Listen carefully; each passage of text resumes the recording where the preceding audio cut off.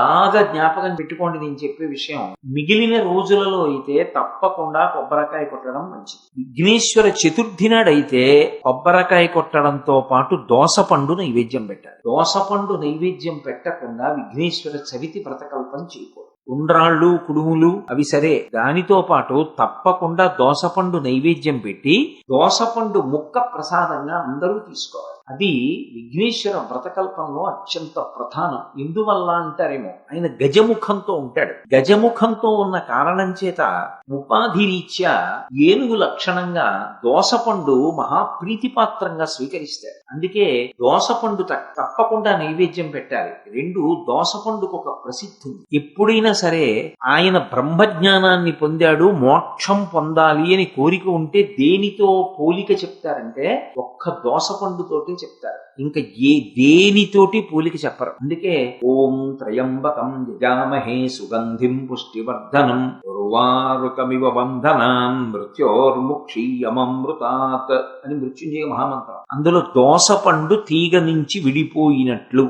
నా దేహము నుండి జీవుడు విడిపోవుగాక అని అడుగుతారు. మిగిలిన ఏదైనా కూడా పండిపోయిన తరువాత కూడా ముచికని విడిచిపెట్టడం కొంచెం కష్టంగా విడిచిపెట్టి అంత తేలిగ్గా వదలదు. ఒక్క దోసపండు మాత్రం సునాయాసంగా వదులుతుంది.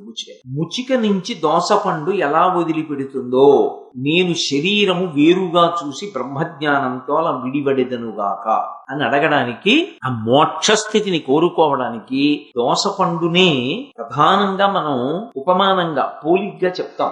అందుకే అంతటి స్థితిని ఇవ్వగలిగిన వాడు కనుక చిన్నదాన్ని పుచ్చుకుని ఎక్కువ ఫలితాన్ని ఇస్తాడు.